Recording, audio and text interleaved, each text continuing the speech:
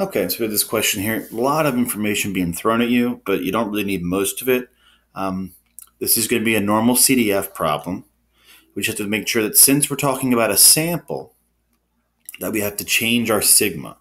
With samples, if we don't know sigma, if we don't know sigma, then we have to use a different form called S that is going to be equal to sigma divided by the square root of the sample size, n.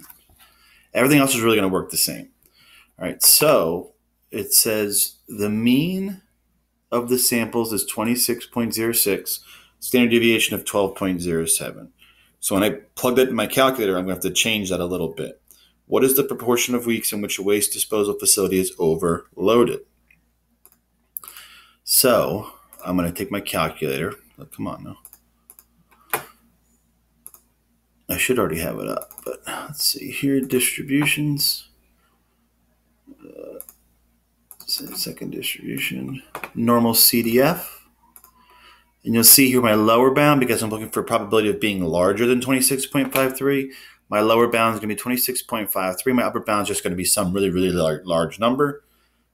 Anything above 100,000 is good. The mu or average of my samples is 26.06.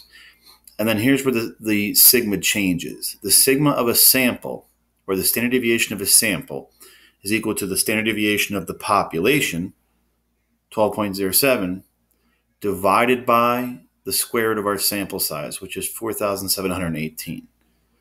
Okay, so whenever you see you're talking about a sample, the only extra step you have to take is just dividing your sigma by the square root of n, and it should work out. So what you really should have gotten would have been 0.0037. And that's like a little more than half of what you got, so it's still very low. So this is an acceptable level of unusual, because it's unusual for the system to be overloaded. So your answer and this answer both give me an acceptable answer for down here. Your answer for this one should be that guy.